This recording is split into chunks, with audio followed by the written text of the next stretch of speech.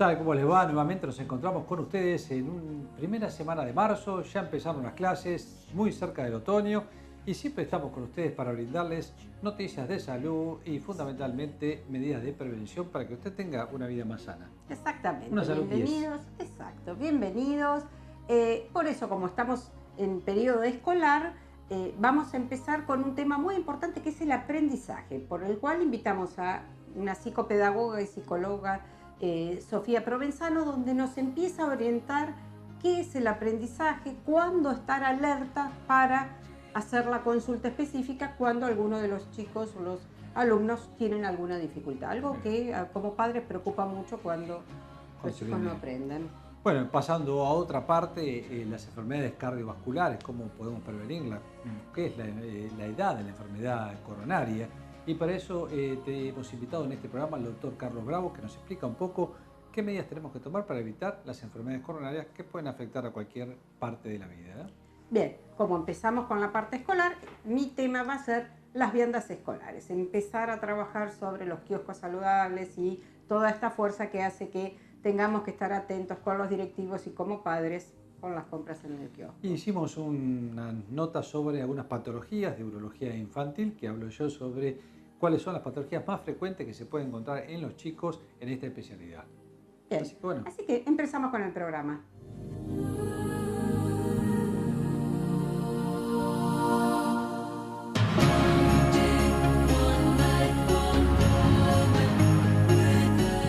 Bien, en el día de hoy nos acompaña Sofía Provenzano, que es psicóloga y psicopedagoga, a quien agradecemos mucho que esté nuevamente con nosotros. Tema importante que empezamos la escuela, empiezan la facultad, empiezan los terciarios, el aprendizaje. Esto tan difícil que nos cuesta entender y que al que empieza a transitar la educación, voy a poder, es fácil, las dificultades del aprendizaje. Contanos y ubicanos en esto tan difícil de pensar. Está bien, cuando me propusieron venir y teniendo en cuenta la época en la que nos encontramos, en este comienzo de clases nos queda un montón por hablar sobre esto del aprendizaje. ¿Qué es el aprendizaje? ¿A qué se llama aprender? ¿Y qué pasa cuando parece que no se aprende como se esperara de alguna manera en las instituciones educativas? En general, las dificultades de aprendizaje se empiezan a visualizar o a visibilizar cuando los niños o adolescentes ingresan en un sistema educativo o en un nivel nuevo educativo, por ejemplo, en primaria o en secundaria. Es así entonces que pueden aparecer dificultades de aprendizaje en la lectura, en la escritura, en las matemáticas. Dependiendo del área en la que esté afectada, es que puede aparecer esta dificultad del aprendizaje. Como siempre digo, o por ahí charlamos con niños y adolescentes, aprender significa generar hábitos, cambiar, establecer algún cambio en los esquemas que ya teníamos, en los esquemas cognitivos que teníamos. Entonces, de eso se trata un poco el aprendizaje. Esto es aprender, cambiar. ¿Sí? Estamos constantemente aprendiendo. ¿Cómo hacemos? Yo digo, uno no tiene el registro de cuando aprendí a hacer cosas. O sea, uno en el momento cuesta el aprendizaje, pero después uno pierde la noción. O sea, aprendí a caminar, aprendí a hablar, aprendí a atarme los cordones, aprendí.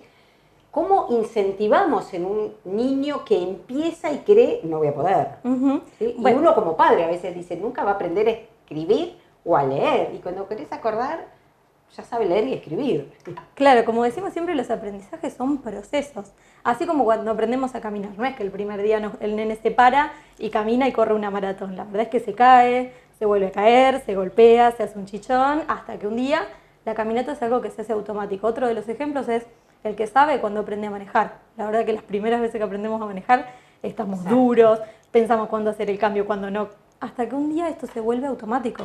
Y esto mismo pasa con la lectura, pasa con la escritura, pasa con los cálculos, con la resolución de problemas. Es entonces que el mensaje por ahí para transmitir es esto de calma, esperemos. Bien. Todos tenemos nuestro tiempo y no, a veces en un aula somos 28, 30 personas, 32, 10, 15, los que sean, y la verdad es que hay tantos ritmos de aprendizaje como personas haya en un grupo, y bien, eso es lo importante. Cuando empezamos, como yo te decía al principio, primer grado, el secundario, el terciario, universitario, ¿sí? Cuando empezamos a transitar algo nuevo que forma parte de esto, ¿qué sería lo ideal? Ponerle en el chiquito, es decir, empezar a hacer el hábito de que tenga un horario, una organización. ¿cómo le podríamos aconsejar a todas las mamás que empiezan con esas actividades? Dicen, esto va a ser un caos, no voy a poder, como mamá. Claro. Y bueno, transmitimos a veces eso a nuestros hijos. Así como estábamos hablando, cada persona es única e irrepetible. Por eso esto tiene que ver también un poco con la prueba y el error. Yo no puedo dar una receta y decir todos los días a tal hora te vas a poner a leer y a escribir, porque la verdad es que no tiene sentido. Sino la idea es que cada uno pueda ir encontrando su manera de aprender. Así como hay gente que tiene mucha habilidad desde lo escrito, mucha habilidad desde lo oral, mucha habilidad desde lo musical, esto que se llama inteligencias múltiples, es que nos va a ir ayudando a ver cuáles son nuestros mejores recursos a la hora de aprender. Como mamás, también confiar en quienes saben, la escuela, el nivel terciario, el nivel secundario, el nivel universitario, incluso que también a veces trae problemas en los inicios.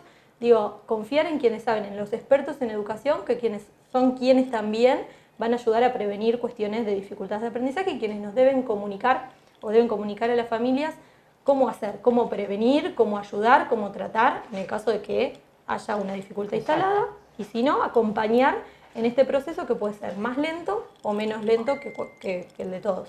Y de pronto, en tu función de psicopedagoga, más que nada, le podés brindar un montón de herramientas como para encontrar cuál es la que cada chico debería agarrar. Exacto. Hay algo que se llama modalidad de aprendizaje, que como su nombre lo indica, tiene que ver con el modo en que cada persona aprende. Por supuesto que hay maneras de medirla, hay maneras de encontrar esta modalidad de aprendizaje, y desde mi rol de psicopedagoga la idea es acompañar a la persona a encontrar las mejores herramientas para la tarea que tenga que realizar. Ya sea, por ejemplo, enfrentarse a un examen, ya sea, por ejemplo, aprender a leer, a escribir, a comprender lo que lee, que es otra de las grandes cuestiones. Exacto. Últimamente, el tema de la comprensión lectora. Ese es por ahí el trabajo que realiza la psicopedagoga en esta cuestión del aprendizaje. Cuando a veces en la ansiedad de querer que se haga en la manera que lo hacen los demás, cometemos los errores en comparar, vamos a decir, somos únicos y irrepetibles, pero a veces no voy a poder o no va a leer nunca porque todos leen más rápido y esto. ¿Cuándo empezamos a preocuparnos del aprendizaje? Esa me parece que es como la gran pregunta, ¿no? Porque en este tema de esperar o respetar el tiempo del alumno, del estudiante, es que también tendríamos que ver en qué momento, es decir, hago una consulta a un profesional o empiezo con alguna otra estrategia. Siempre lo que digo yo es confíen en los docentes, que son quienes en el día a día están en contacto con el estudiante en la práctica, ¿no? Sí, sí. Creo que en el momento en el que por ahí hay un aviso desde la escuela o desde la institución al que el niño asista, es que por ahí tendríamos que empezar a movilizar otros dispositivos, ya sea, por ejemplo, una consulta a un profesional de la psicopedagogía, de las ciencias de la educación, una maestra de apoyo. Exacto. O se verá, ¿no? Claro, porque muchas veces esperamos o uno como mamá recibe esas notitas de la maestra, fulano no copió en clase, fulano no hizo, y vos decís, bueno, ¿qué hago con ese mensaje? ¿Para qué me sirve ese mensaje si yo como mamá no puedo hacer nada? Y empezamos a desesperarnos, porque vos decís, ¿qué hago? Me siento en el banco de atrás y le copio. O sea, esas notas o esas situaciones que a veces decís, ¿qué hago con todo esto? Yo siempre también me pregunto, ¿qué hacer con estas cosas cuando llega incluso con mis pacientes? Creo que los chicos asisten a un sistema educativo que es sí. Y la verdad es que nosotros tenemos que prepararlos para que sufran o lo menos posible en esto que tienen. Pero sigue existiendo esto de la notita, sí, ¿no? Claro. Copió en clase. Sí, es como un aviso hacia la familia también que uno lo debería tomar, ¿no? A ver, ¿por qué no copió? No es lo mismo que no copió porque no quiere, porque no puede, porque no ve el pizarrón. Hay que empezar como a desglosar y ahí está bueno por ahí comunicarse con la persona que vio por qué mi hijo, mi familiar no copió. No copió, porque esas notas como mamá te desespera, vos decís, ¿cómo o sea, yo me puedo encargar de que estudie, de que haga la tarea, de que lleve los útiles que le piden, pero lo que pasa en las 4 horas de clase, y uno esto lo escucha, y bueno, y vos como profesional decís, a veces el sistema educativo está tan encuadrado en las horas, en lo que hay que hacer, que a veces se escapa. Yo digo, en el transcurso como mamá, fui vislumbrando cosas que a veces los discutía en la escuela, como discutían el hecho de querer sacar lo mejor para el hijo, y que vos decís, son 30, 2 no pueden copiar, ¿por qué no trabajar para esos 2? Si vos a los 28 restantes le podés dar el doble de tarea para que sostengan esa actividad y trabajar con 2. ¿Por qué?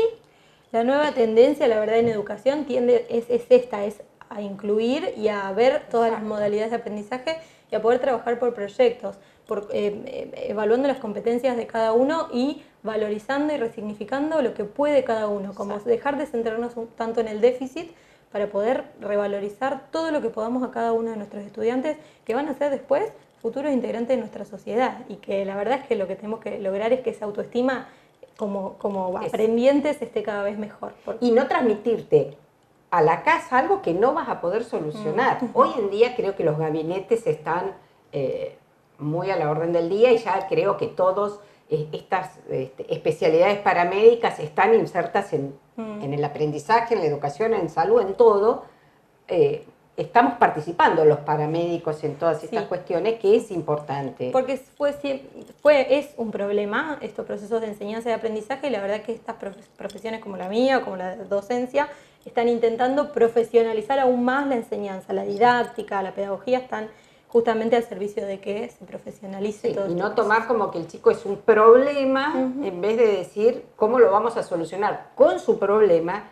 Tratar, yo digo, hoy ve que hay más trastornos de aprendizaje, o el chico hiperactivo que antes vivía en penitencia en dirección y no solucionaba nada con el chico en dirección porque no aprendía, y cómo se ha empezado a incorporar y tratar de fortalecerlo. Yo digo, a veces se cometen errores, como los cometeremos todos en las profesiones, pero qué difícil es cuando esto te lo transmiten a los padres. Sí, claro. La verdad que creo que el concepto que tiene que dar claro es esto del respeto hacia la diversidad. Exacto. En todos los ámbitos, no solo en lo vincular, sino también en el aprendizaje. Esto de respetarnos a cada uno como somos, con lo que somos y con la cantidad de fortalezas que cada alumno puede tener. Claro. Y saber que la psicopedagoga o maestras en educación nos pueden ayudar a solucionar este problema, y no pensemos como padres, ¿qué hago con esta notita que uno de pronto recrimina al hijo, lo reta, le pone la penitencia, le saca la tablet, le saca el televisor, y no solucionamos nada, porque el problema está en la escuela y no...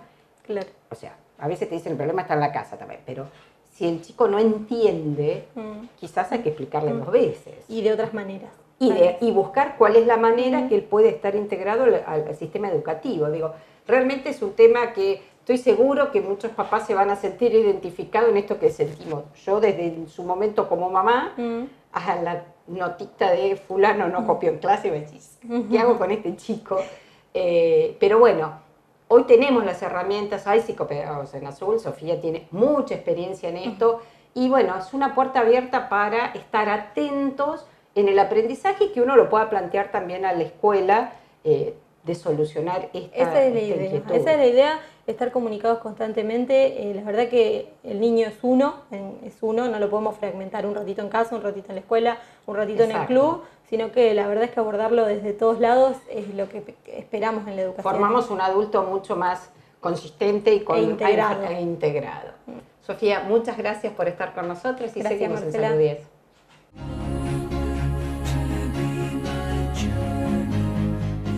Hoy vamos a hablar de un tema que es de cardiología, y para eso hemos invitado al doctor Carlos Bravo, que es especialista en cardiología, y es uno de los temas que manejan, por así decirlo, al corazón, y que son las enfermedades coronarias. Carlos, gracias por estar con nosotros nuevamente en Salud 10. Lo hemos logrado traerte de nuevo. No, gracias a vos por invitarme y por darme este espacio para poder comunicarnos con la gente. Bueno, un poco las enfermedades coronarias, todo el mundo habla, tuve un espasmo coronario, tuve un infarto de miocardio, puedo llegar a tener una enfermedad coronaria porque mi vecino sé que tuvo un problema coronario. ¿Cómo pueden consultarte a un cardiólogo en realidad si uno sospecha, o cómo puede sospechar, mejor dicho, de otra forma, una enfermedad coronaria? Bueno, primero hay una serie de síntomas que nos pueden hacer sospechar que estoy padeciendo una enfermedad coronaria, como puede ser dolores en el pecho, sensación de falta de aire cuando hago algún esfuerzo físico, sensación de falta de aire que sea desproporcionada a la habitual que yo tengo, ¿no? Después nosotros creo que lo más importante le podemos decir a la sociedad es concurran a la consulta, no subestimen cualquier dolor. Uno ha visto a lo largo de la experiencia muchos casos coronarios que se han manifestado como dolores precordiales, a otros han sido dolores en la boca del estómago, epigástricos, algunos pacientes manifiestan dolores en la espalda, interescapulares, o sea, Las manifestaciones clínicas pueden ser variadas. Lo que nosotros decimos es, ante todo dolor, consultar al médico, ¿no? Y fundamentalmente al cardiólogo. Y bueno, y haciendo referencia a lo que vos decís, sí hay un crecimiento de las enfermedades coronarias, que creo que está ligado a un sinnúmero de factores que nosotros llamamos factores de riesgo, como es mayor cantidad de hipertensos, el tema del tabaquismo, que todavía es una situación que no hemos logrado combatir como debería ser, el sedentarismo, el estrés, el colesterol, el mal manejo de nuestra presión arterial, la diabetes. Digamos, todos esos factores de riesgo hacen al conjunto de desarrollar o no una enfermedad coronaria. O sea, todas aquellas personas que padecen o que tienen alguno o varios de estos factores de riesgo y tienen más de 35 o 40 años deberían concurrir. Claro, no solamente esperar el dolor, sino tratar de hacer una Claro, prevención. la verdadera medicina, Simón, siempre lo decimos nosotros y así lo dicen los libros, es tratar de prevenir la enfermedad. O sea, cuando ya el paciente manifestó su dolor de pecho o tuvo un infarto o hay evidencias claras de la enfermedad coronaria, ya está la arteria obstruida. Está obstruida. Entonces tenemos que trabajar en que eso no suceda, ¿no? ¿Hay alguna diferencia en las enfermedades coronarias del hombre y la mujer en su forma de manifestación? Sí, bastante, muchas, como todo. como en todo, ¿no? Sí, las mujeres, hay en los congresos de cardiología que se dedican específicamente a hablar de características de la enfermedad coronaria de las mujeres. Las manifestaciones clínicas suelen ser muy dispares, muy vagas, son mucho más complejas en la evaluación de las enfermedades coronarias en las mujeres, ¿no? De todos modos, nosotros no solo nos guiamos por el síntoma, sino que hacemos una radiografía del paciente de todos sus factores de riesgo. Y en base a eso hacemos un pronóstico, una probabilidad de desarrollar o no enfermedades coronarias, y a partir de ahí iniciamos una serie de estudios que nos arriban al diagnóstico o no de enfermedades coronarias.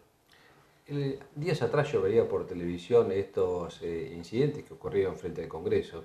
Y yo digo, ¿cuánta gente está lesionando sus arterias coronarias en ese momento, ¿no? Porque a través de una manifestación que a veces son momentos de bronca o de tensión frente al calor, frente al nerviosismo, hace que sin lugar a duda provoque el tipo de lesiones, por ahí pueden ser microscópicas en un inicio, pero posteriormente van lesionando la parte cardíaca, ¿no? Hay gente por ahí tiene más acostumbrado, por así decir, el miocardio a este tipo de lesiones, ¿no?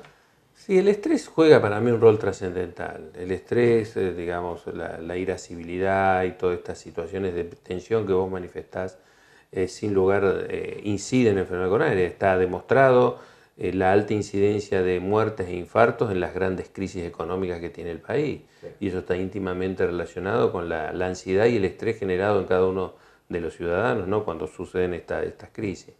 Por eso las coronarias hay que cuidarlas.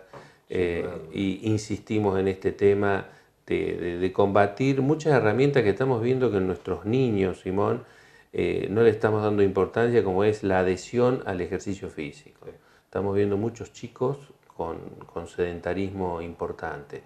Y eso hay que trabajar con los padres.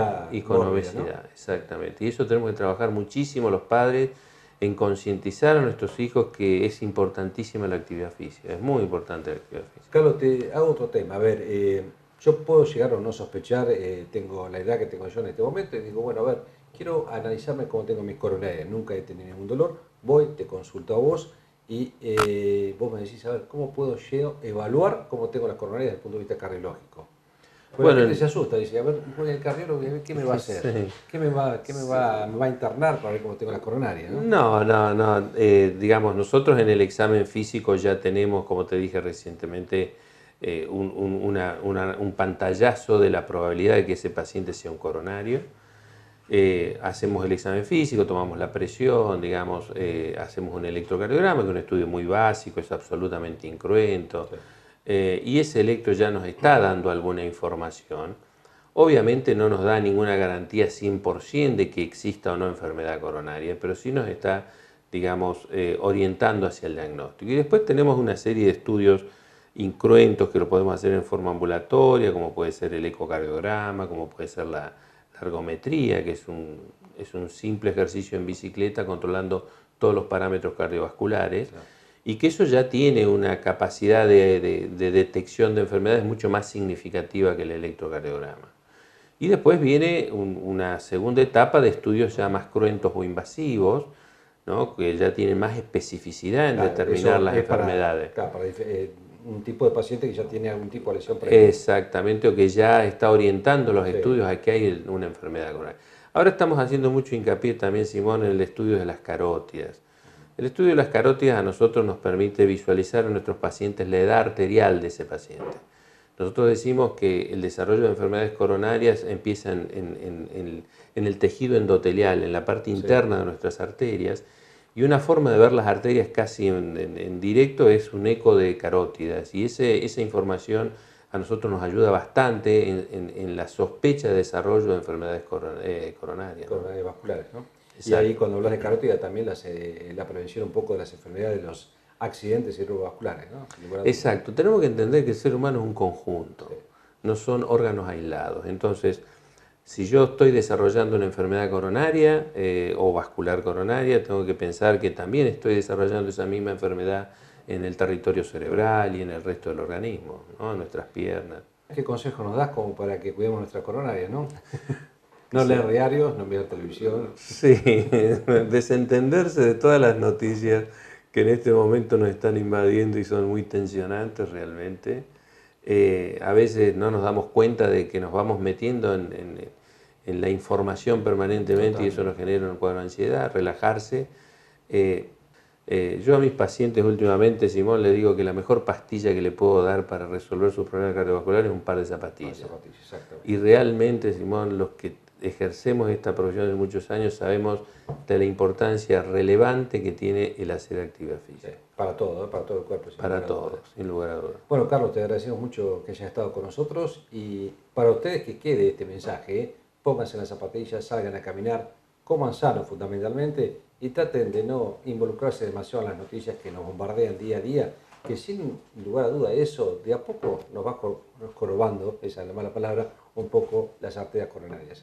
Muchas gracias. Gracias a vos, Simón.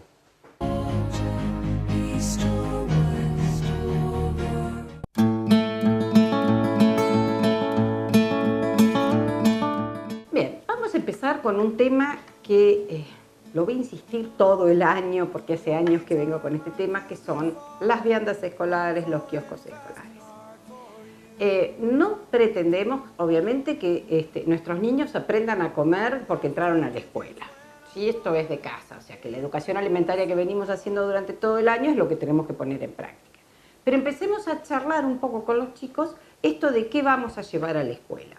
Por supuesto, hoy hay conexión con todas las mamás, hoy este sistema de WhatsApp hace que todas las mamás estén conectadas. Yo creo que habría que plantear a aquellas mamás que les interesa la educación saludable, esta alimentación saludable, lo puedan charlar con la mamá y ponerse de acuerdo. O sea, si nadie lleva alimentos que no son tan saludables, los chicos no van a tener el deseo de comer. Si de pronto nos ponemos de acuerdo en aquellas escuelas donde se compra alguna caja de galletitas o demás, por ahí tener en cuenta que se podría comprar pan y que los chicos comieran pan, no digo hacer tostadas, pero que los chicos comieran pan todos los días, o no comprar galletitas de chocolate, o comprar galletitas de agua, tratar de implementar algunas formas de preparación. ¿A qué me refiero? Los kioscos de las escuelas, por supuesto que depende de la dirección, de la estructura. Cuando en la escuela el kiosco es saludable y los chicos no ingresan a la escuela ni con papas fritas, ni chisitos, ni Coca-Cola, ni alfajores, ni un montón de alimentos que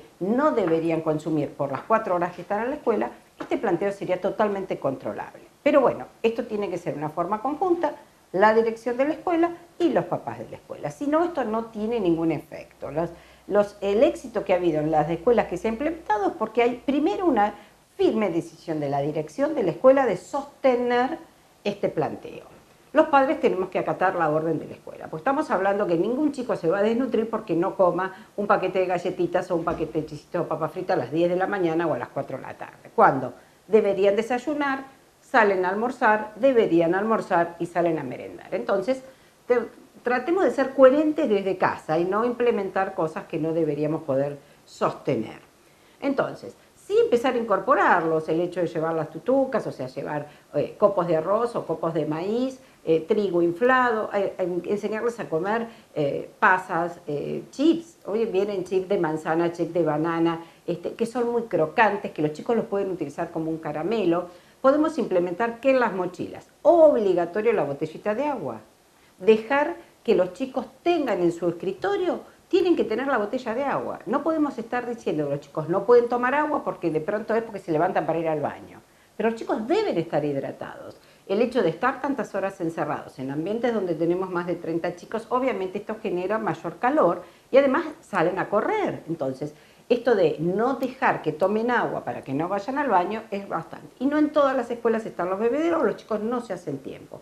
El hecho de sostener la botellita de agua en la mochila arriba del escritorio hace que el chico tenga la necesidad de ir tomando agua. Y esto es fundamental, y más en el inicio de la escuela que tenemos época de calor. Y obviamente en la época de educación física, obligatorio que los chicos tengan su botella de agua mineral cuando van a hacer educación física. Convengamos que los horarios que utilizan para hacer educación física son en horarios bastante irrisorios, a las 1 de la tarde, a las 2 o a las 3 de la tarde, con mucho calor, y es obligatorio que se rehidraten. No tenemos que dejar que tengan sed. La sed ya es un sistema de alarma.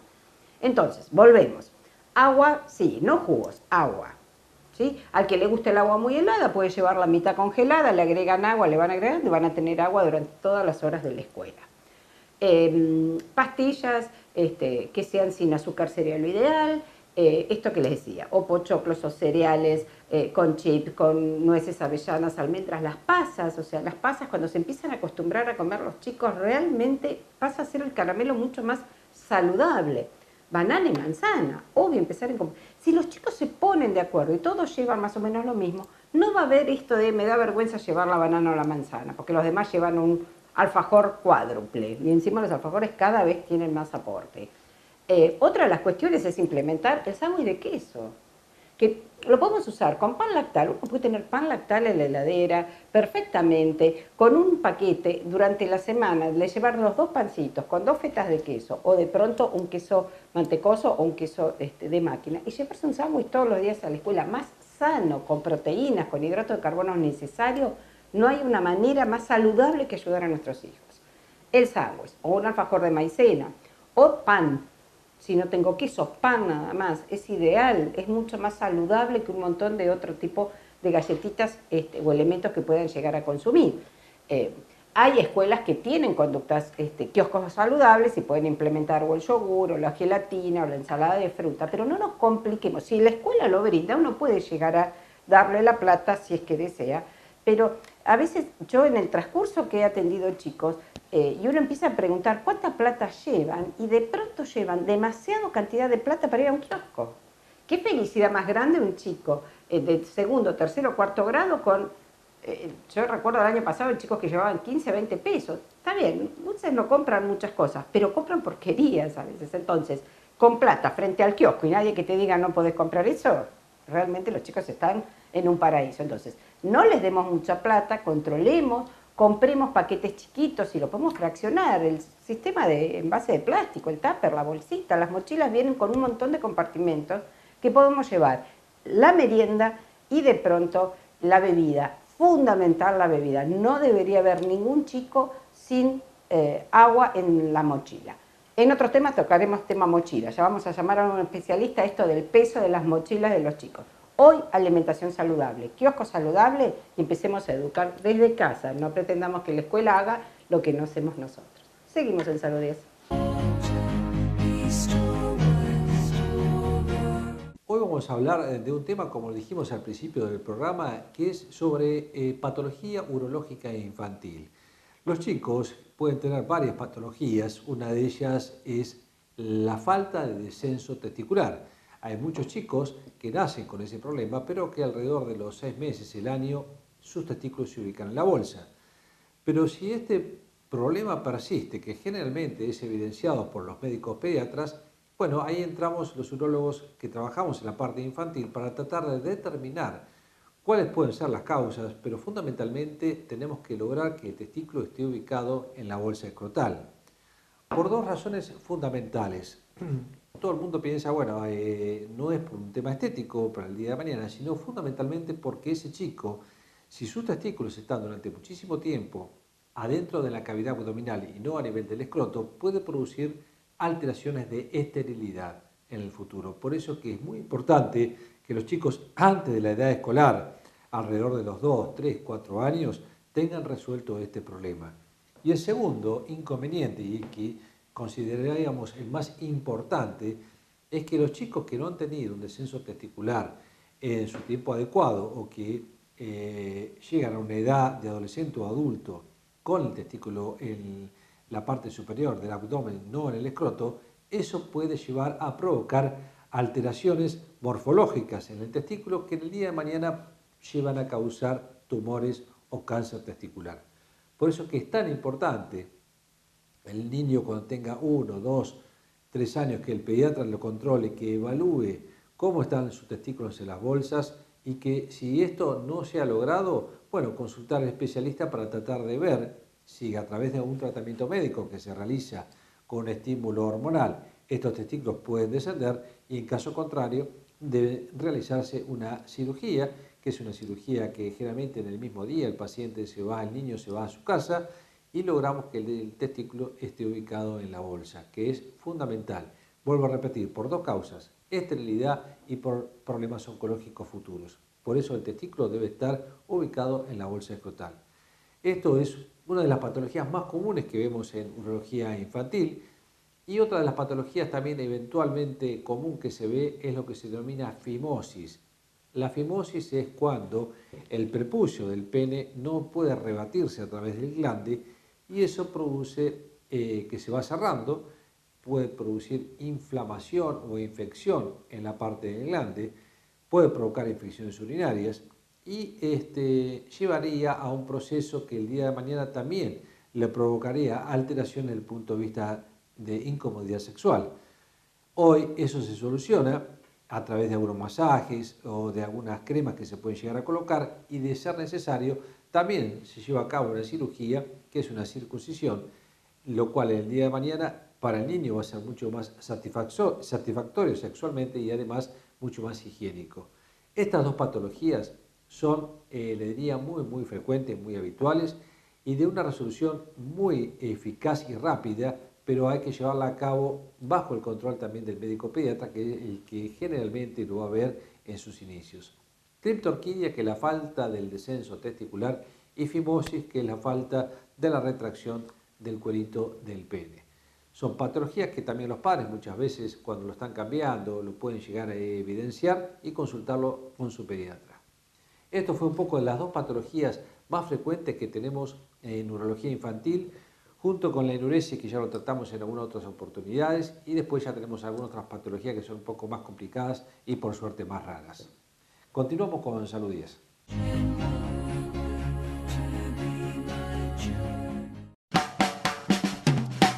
Estamos en el año 2020. Carlos tiene 85 años, tiene diabetes y enfermedad cardíaca, pero se las arregla para vivir bastante bien, solo con el apoyo de la tecnología. Cuando era más joven, había poco interés en la prevención en su comunidad. Carlos fumaba y seguía una dieta poco saludable. No hizo mucho ejercicio durante la juventud. Sin embargo, en los últimos 15 años, Carlos ha puesto mucho más interés en la prevención, en continuar con el desarrollo de un entorno de fomento de la salud. El Dorado, la comunidad donde vive Carlos, ha cambiado mucho. En muchas tiendas se vendía comida rápida, pero ahora es más fácil comprar frutas y verduras frescas. Del mismo modo, las tiendas del barrio solían vender tabaco y los bares estaban llenos de humo. Hoy en día, todos los lugares públicos son libres de humo. Hacer ejercicio era difícil en el pasado, ya que las calles estaban llenas de tráfico. Ahora, la densidad del tráfico ha disminuido y ha aumentado el número de personas que van en bicicleta. A nivel nacional, el Gobierno también ha trabajado duro para desarrollar políticas que puedan reducir las desigualdades sociales, laborales y sanitarias en esta zona. Estas desigualdades eran una de las razones principales por las que las personas de su país sufrían múltiples enfermedades crónicas como viviendas en malas condiciones, aire, comida y agua de poca calidad.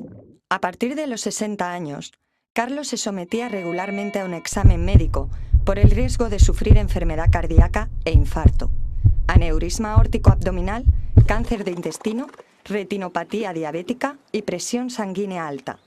Carlos tenía un riesgo alto de enfermedad cardíaca a sus 50 años. Además de mejorar su comportamiento respecto a la salud, empezó a tomar una polipíldora.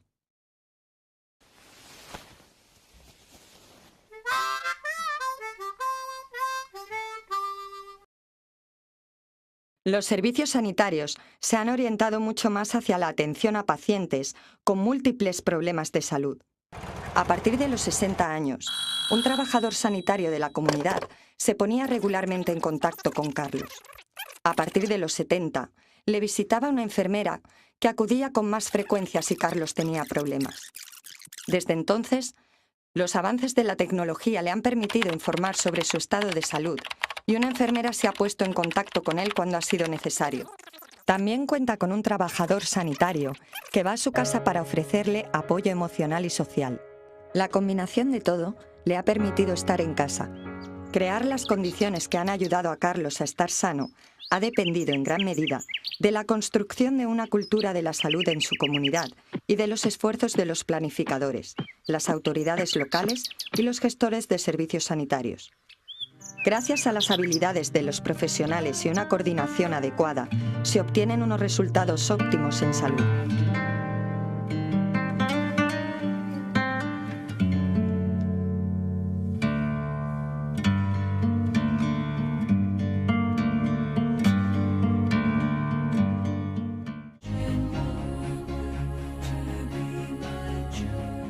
Bien, llegamos al final del programa de hoy. Temas importantes, esta orientación padre a padres con recurrir a la psicopedagogía con la licenciada Sofía Provenzano sobre la importancia del aprendizaje. Hablamos de enfermedades cardiovasculares con el doctor Bravo y yo hice un poco un repaso de algunas de las patologías más importantes de urología infantil. Y empezaremos a trabajar sobre las viandas saludables, los kioscos de las escuelas. Voy a cansar este año con este tema de que aprendamos a que los kioscos sean realmente un sistema de educación adentro de la escuela y no a comer. Exactamente. Nos han pedido que hablemos, y que si bien ya lo hicimos en programas anteriores, de enfermedades respiratorias que provocan EPOC. Es realmente un tema que... preparamos antes que empiece la época de... Exactamente, así que le prometemos que para los próximos programas vamos a tratar de enfocar ese tema, como también patología respiratoria en los chicos, que también nos han pedido, ¿no? Así que bueno, en 7 días nuevamente con ustedes. Gracias por estar con nosotros. Gracias.